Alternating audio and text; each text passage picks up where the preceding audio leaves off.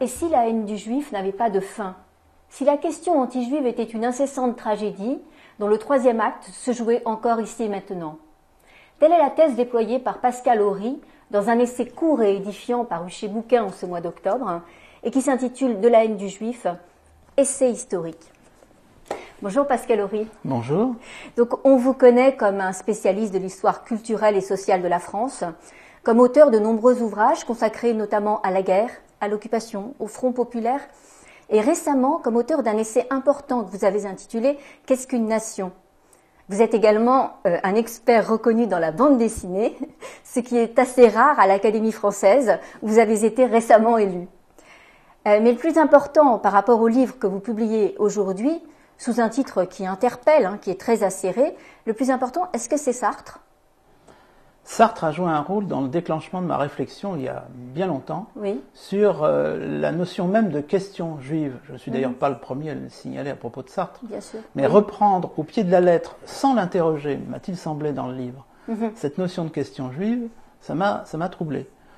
Maintenant que l'on sait que le livre, assez court lui aussi, de Sartre, a été écrit au moment de la libération, mais avant ce moment historique que je signale dans mon livre, qui est l'ouverture des camps, et qui n'a pas été corrigé, complété par l'ouverture des camps, ça aussi, ça peut troubler. Ça pas grand monde ne le sait. Oui, ça peut troubler, outre certaines pages qui sont, avec le recul, un peu ambiguës. C'est un livre extrêmement brillant, très intelligent, et qui a d'ailleurs aidé beaucoup à réfléchir à l'antisémitisme, à la construction de l'image du juif par l'antisémite, c'est tout à fait clair. Mais ne pas critiquer la notion même de question juive, ça m'a troublé, et le livre est d'une certaine façon parti de là, puisque je l'affirme clairement et d'emblée. Pour moi, il n'y a pas de question juive en tant qu'historien. Il y a une question anti-juive, en d'autres termes, mais pourquoi cet acharnement, d'une certaine façon? C'est ça. Et est-ce que d'autres figures, d'autres facteurs vous ont poussé à réfléchir sur la question? La fréquentation dans les années 1870 de Léon Poliakov, à qui je rends hommage au début du livre, parce que c'était un personnage, pour moi, déjà auréolé de son œuvre en cours, pas complètement reconnu, marginal par rapport à l'université, il faut quand même le souligner. Alors, il avait tout pour, c'est-à-dire qu'il n'avait pas du tout suivi un cursus. C'est quelqu'un dont l'université, ça avait été la Seconde Guerre mondiale. D'ailleurs, Edgar Morin, avec lequel j'ai travaillé, c'est à peu près ça. Ce sont des gens qui ont très peu de diplômes, mais qui ont été traversés par la guerre, de façon différente entre lui et Léon. Et donc, c'était un personnage, et c'était une œuvre, qui ne s'est pas limitée d'ailleurs à sa réflexion sur l'antisémitisme, sa réflexion sur le complotisme en général est toujours d'actualité. Et j'avais été très heureux de travailler un peu avec lui, et il m'a fait l'honneur de préfacer un de mes premiers livres. Vous pensez la haine du juif à travers le paradigme d'une tragédie en 3 actes, dont l'Antiquité n'est pour vous que le prologue. Alors, je me suis posé la question parce que dans l'Antiquité, il y a tout de même un anti-judaïsme. Alors, justement, pour moi, c'est le point le plus important de ma thèse. Je défends une thèse. Mais ça n'invalide pas, si on n'est pas d'accord avec le prologue, le reste de la thèse avec les 3 temps. C'est ça. Mais pour moi, il est évident que la question juive, justement, ne peut se poser qu'à partir du moment où il y a christianisme. Dans la société polythéiste, il est évident que la logique, c'est que à chaque peuple, sa religion. Alors, peuple, entre guillemets, religion, on ne va pas rentrer dans les détails, mais cette formule, à mon avis, est juste. Il se trouve que le peuple hébreu, qui devient le peuple juif peu à peu, grâce aux accidents de l'histoire, a une religion monothéiste. Ce n'est pas un problème pour un polythéiste à l'époque. Le problème, c'est de savoir si la géopolitique favorise ce peuple, l'amène à s'allier à d'autres ou pas. Et ça explique tout ce que nous raconte, sous un autre angle, la Bible. La Bible, au sens étymologique du terme, c'est le mythe du peuple juif. C'est-à-dire un récit qui explique le destin de la communauté qui se fait ce récit. Et vous avez des mythes nationaux, des mythes de confession religieuse. Là, vous avez ce mythe, ce grand mythe qui s'appelle la Bible. Il est évident que, au regard de la Bible, le peuple juif est un peuple exceptionnel, y compris dans ses malheurs, mais ça le rend toujours exceptionnel. Si vous reculez un peu, on le sait sur le plan archéologique, on ne va pas revenir sur les découvertes archéologiques des 40 dernières années, en Israël ou en Palestine, entre guillemets, si vous vous penchez sur les documents des autres peuples, il n'y a pas une particularité de ce peuple juif, qui est, suivant les cas, allié ou adversaire des grands impérialisme de la région, qui sont égyptiens pendant très longtemps, assyriens, les Assyriens étant entre guillemets des Sémites aussi, après tout, Mésopotamiens, etc. Et ce destin va poursuivre son chemin, sinueux, mais pas plus sinueux que n'importe quel autre destin. Et les textes que l'on a relus avec les lunettes de l'antisémitisme plus tard, en disant mais Martial, Juvénal, etc. Attendez, ce sont des regards qui sont déformés par plusieurs siècles d'anti-judaïsme et d'antisémitisme, alors qu'il s'agit du discours classique de ces auteurs satiriques ou de ces auteurs très identifiés par exemple à la communauté égyptienne, mais qui en ont autant à l'égard des Grecs ou des Romains. Et ce qui est quand même intéressant, c'est de voir que au moment où se stabilisent ces différents régimes, les Perses par exemple, n'ont aucun problème particulier avec les Hébreux qui sont en train de devenir des Juifs, ils en font même des auxiliaires du pouvoir, y compris du pouvoir perse en Égypte. Les Grecs jouent un rôle qui est généralement assez actif auprès de la communauté juive, et la version des Septante est due apparemment à une initiative du roi d'Égypte lui-même, et le record ce sont les Romains. Jules César est évidemment un allié des dynasties hérodiennes, et vice-versa, et au moment de la fameuse prise de Jérusalem par Titus, ce qu'il faut quand même rappeler, c'est que, bien entendu, vous avez, contrôlant Jérusalem, une communauté juive, mais qui est une communauté dissidente, peut-être minoritaire, celle des Zélotes, qui a comme principal objectif les Juifs, entre guillemets, collaborateurs des Romains.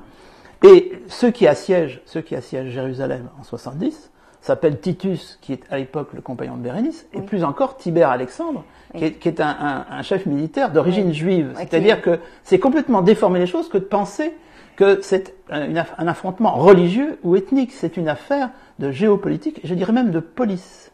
Et le dernier empereur païen, c'est d'ailleurs une formule chrétienne, Julien l'Apostat, qui règne très peu de temps, après avoir réglé son compte à ses adversaires, c'est très peu, c'est 2-3 ans, son règne. Il y a encore le temps de lancer des travaux de reconstruction du temple. Donc, c'est complètement anachronique de plaquer de l'antisémitisme, par exemple, sur ces réalités-là. Ça, on l'entend bien que, effectivement, sous l'angle des Romains, les Juifs sont des orientaux. Tacite va dire une engeance détestable. Il ne va pas parler que des Juifs en cela. Mais tout de même, à Alexandrie se fondent des mythes selon lesquels les Juifs sont des lépreux.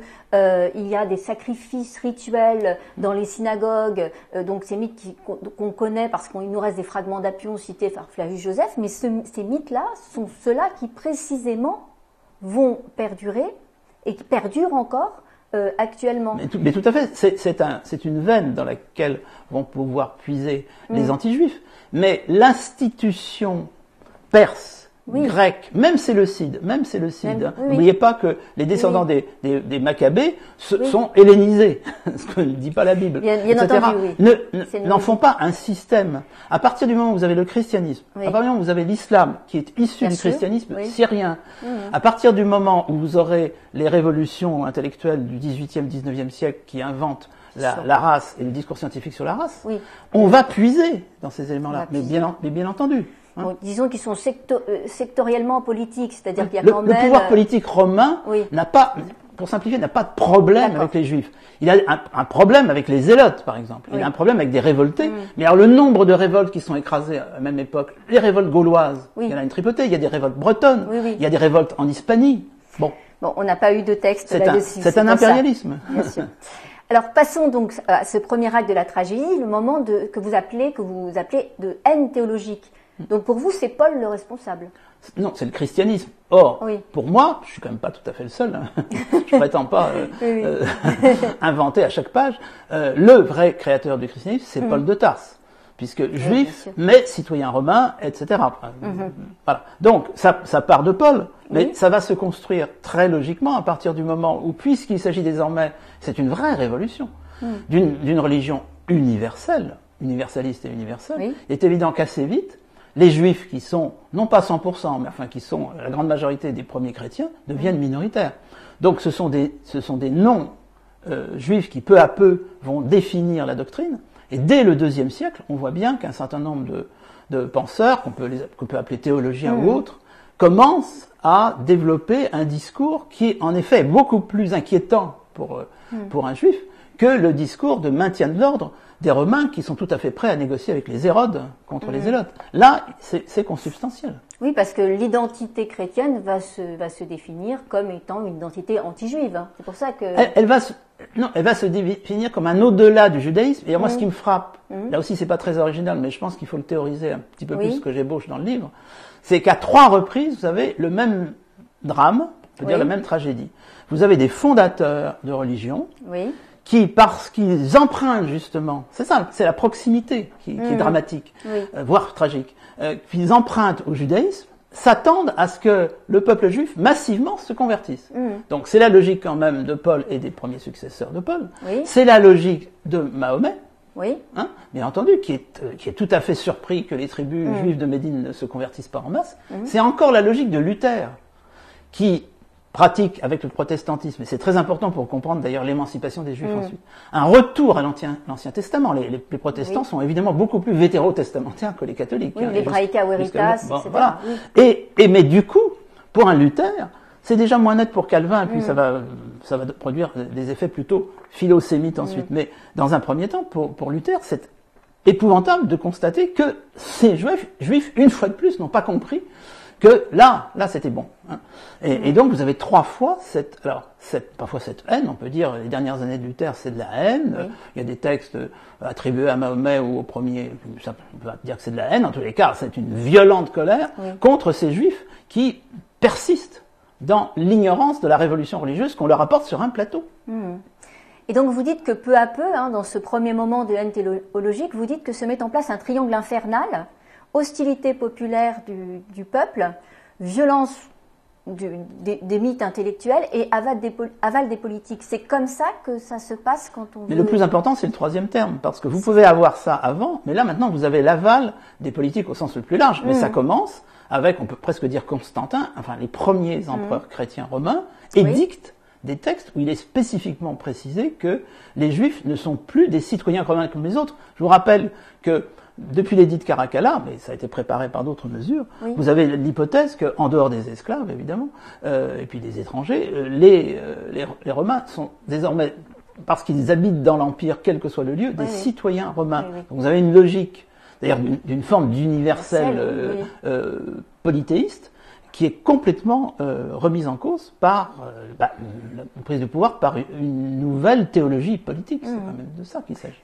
Et donc c'est sur cette volonté, cet aval des politiques que vous expliquez, les croisades, les persécutions en Espagne, les pogroms. C'est toujours la même Mon livre se veut assez fondamentalement politique au sens grec du terme. C'est-à-dire que le théologique n'a de sens que quand le politique s'en sert. S'en sert pour réorienter, approfondir un pouvoir. Donc ça se voit à l'époque, entre guillemets, païenne, ça se voit évidemment au Moyen-Âge chrétien, ça se voit dans le Moyen-Âge musulman d'ailleurs. Très bien. Et donc le deuxième acte qui se déploie dans la formation des sociétés modernes, de la Renaissance à 1945, vous l'appelez l'antijudaïsme sans Dieu. Qu'est-ce que vous entendez par là ? On pourrait même dire que c'est le moment où l'antisémitisme devient un terme pertinent, même s'il est forgé au XIXe siècle, entre parenthèses, par un intellectuel d'extrême gauche matérialiste. C'est-à-dire qu'on n'a plus besoin de Dieu. Éventuellement, Dieu peut servir. Mais Dieu part là dans les nuées, il reste des hommes, mais des hommes qui sont désormais sous le regard de la science avec un grand S. La science allemande, sur ce plan, est un modèle. La science allemande du XIXe siècle, la philologie, la linguistique, qui va donner sémite, ce qui est une sorte d'ethnicisation d'un concept qui est linguistique. Et puis, évidemment, la science de la race, qui ne pose pas de problème à la plupart des grands savants du XIXe siècle. Bon, à la limite, pourquoi est-ce que ça poserait un problème aux Juifs ? C'est que plusieurs siècles, plus d'un millénaire de tradition anti-juive, a laissé suggérer que ces Juifs sont effectivement différents, fondamentalement, foncièrement différents. Ils sont d'ailleurs obstinés dans le maintien de cette différence. Et donc la traduction athée de ça, il faut dire clairement que c'est athée, on n'a plus besoin de Dieu, on n'a plus besoin des évangiles ou même de la Bible, c'est-à-dire que c'est une race. C'est une race, et comme par hasard, c'est une race alors qui est d'autant plus dangereuse qu'on ne la distingue pas aussi facilement que d'autres races. Donc il y a cette proximité. Ça rejoint un petit peu la dialectique de mais regardez donc, nous chrétiens, nous sommes aussi quelque part des juifs, et vous ne comprenez pas qu'il faut devenir chrétien. Nous, musulmans, nous sommes aussi des juifs, vous ne comprenez pas qu'il faut devenir musulman. Nous, protestants. Donc la paradoxale proximité aggrave l'affaire. Et alors pourquoi c'est en Allemagne que la haine sociale du juif trouve sa solution finale? Pourquoi l'Allemagne? Écoutez, ça reste assez vertigineux, presque mystérieux, parce que ce deuxième acte, effectivement, commence sur l'émancipation. Il y a une émancipation française, qui est assez exemplaire pour quantité de raisons. C'est un peu un moment d'ironie tragique, d'ailleurs. Oui. Mais il y a quand même clairement une logique d'émancipation qui s'installe avec des sociétés qu'on va qualifier de libérales. Bon. L'Allemagne va en faire partie. Hein. Donc, comment est-ce que cette logique d'émancipation, même contrecarrée par le discours raciste, peut produire la Shoah dans un pays comme l'Allemagne, avec d'ailleurs un leader qui est d'origine autrichienne, donc la dimension austro-hongroise est évidemment capitale pour comprendre le fonctionnement d'Hitler au départ, mais quoi qu'il en soit, leader du peuple allemand, qui pousse jusqu'au bout une logique qui, là, devient exterminatrice. Et la logique exterminatrice, elle est soutenue par un discours scientifique. Il ne faut pas quand même oublier qu'il y a une science nazie, et plus généralement, il y a une science raciste, qui n'hésite pas d'ailleurs, je le signale au passage, parce que pour moi ça relativise le débat sur Wannsee ou pas de Wannsee, c'est que on pratique l'extermination des inférieurs biologiques, des malades mentaux, etc., au vu de tout le monde, avec un texte officiel d'Hitler qui est édicté au premier jour de la guerre de 39-45, et avec des moyens qui annoncent la Shoah. Donc, je ne suis pas en train de dire qu'il n'y a pas une spécificité de la Shoah, mais la logique, c'est la justification la logique raciale des nazis ne s'arrête pas aux juifs. Il faut quand même le voir. Et il y a quelque chose d'assez impressionnant. La modernité peut produire des formes d'extermination, des formes d'éradication absolument vertigineuses. Donc, sur le plan moral, j'essaye évidemment de ne pas faire intervenir la morale, c'est un travail d'historien. Je transmets le message aux philosophes et aux moralistes.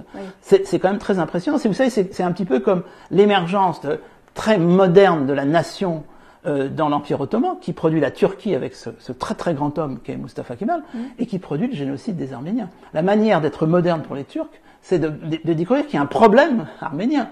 Il n'y a pas de problème arménien sous les Ottomans, puisque c'est une domination musulmane. Les Arméniens sont des soumis, des dhimmis, etc.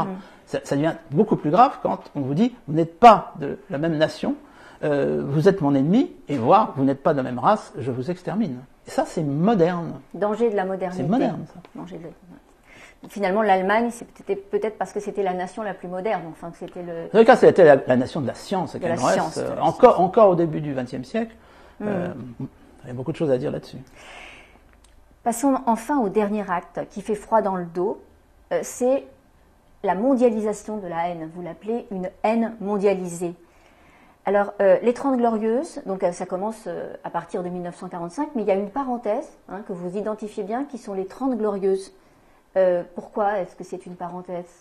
Alors, c'est une parenthèse à nos yeux d'aujourd'hui, mais ça permet aussi de dire que c'est une parenthèse géographique, parce que pendant ce temps-là, dans le Moyen-Orient, tout est en place pour ce que l'on va connaître. Les frères musulmans datent de l'entre-deux-guerres. Donc, il y a 30 glorieuses, je dirais, judéophiles, dans un Occident qui intériorise sa culpabilité dans la Shoah. D'accord. Je simplifie, mais c'est quand même de ça qu'il s'agit. Et puis c'est l'échec, de toute façon, c'est l'échec à travers le suicide d'Hitler dans son bunker, c'est l'échec de ce projet génocidaire. Donc il y a quelque chose qui paraît de nouveau clore. On veut dire la production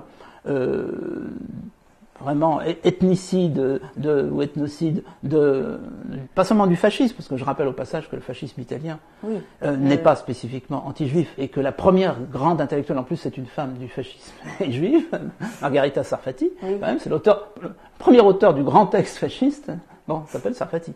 Donc non, en revanche, bien entendu, le nazisme allemand est d'emblée antisémite, etc. Mais tout ça se termine par la chute. Oui. Et par ailleurs, par la victoire au sein de ce camp de l'internationalisme soviétique. Or, je signale que c'est justement à ce moment-là que la logique autoritaire, voire totalitaire du stalinisme produit, à un moment qu'on ne peut pas ne pas appeler antisémites en Union soviétique après la Seconde Guerre mondiale. Alors que ce sont les soviétiques qui ont libéré le camp d'Auschwitz, si vous voulez. Les mêmes qui libèrent le camp d'Auschwitz n'ont aucun problème pour déchaîner des campagnes à caractère antisémite à la fin des années 40 ou au début des années 50. Mais ça, c'est pas fondamental. C'est un luxe. Ils se permettent ce luxe-là, vous l'appelez. Oui, et on voit bien la logique, c'est-à-dire que la Russie est quand même le pays qui a produit les protocoles des sages de Sion. Enfin, il y aurait beaucoup de choses à dire que j'essaye de résumer dans le livre. Mais, passé ce moment, ce qui est important, c'est qu'il y a une logique sans doute fondée, j'insiste là-dessus, sur une sorte de sentiment collectif de culpabilité des non-juifs, et peut-être des juifs eux-mêmes, après la découverte, l'approfondissement de la Shoah. Mais ça dure une génération, qui est celle des 30 Glorieuses. 1978, l'épisode Florisson, qu'est-ce qui se passe à ce moment-là? Il se passe que une des manières d'être non-conformiste, peut-être d'être à l'avant-garde, c'est de relire les supposés mythes de la résistance.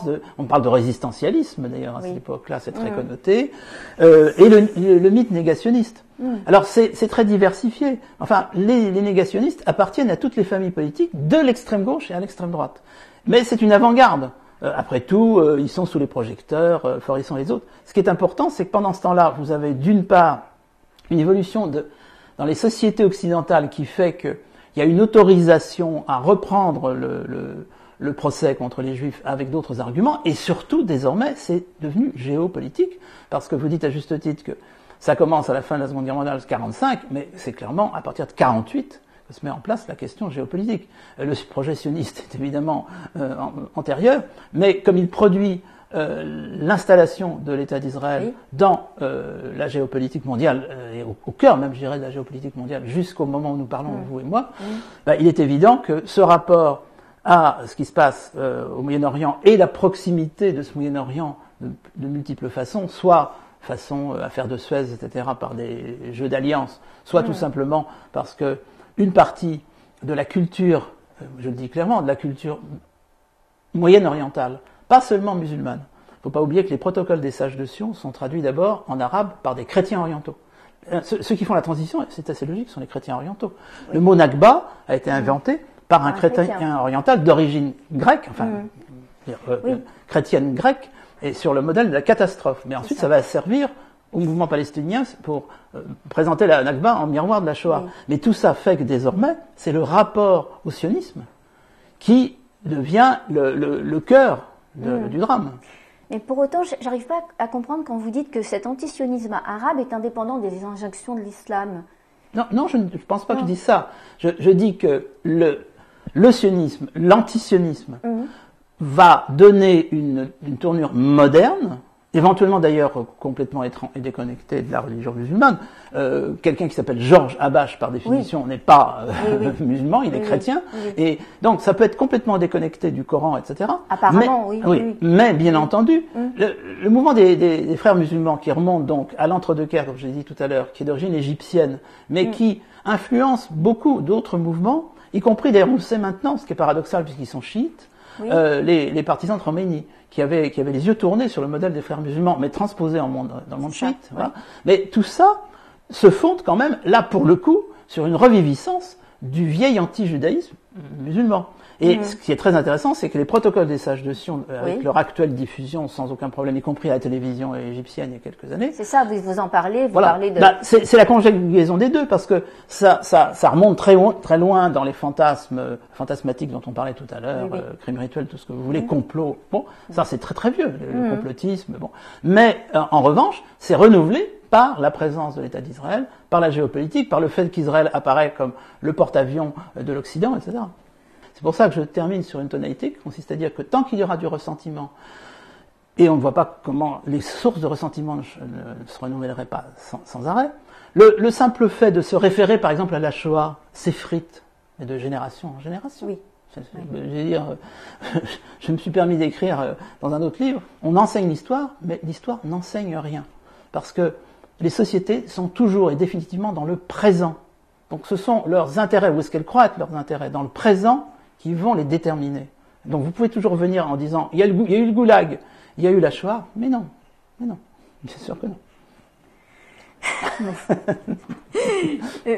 Merci beaucoup Pascal Horry pour cette mise en perspective impressionnante. Alors lisez-le tout de suite. de la haine du juif, essai historique. Merci. Merci à vous.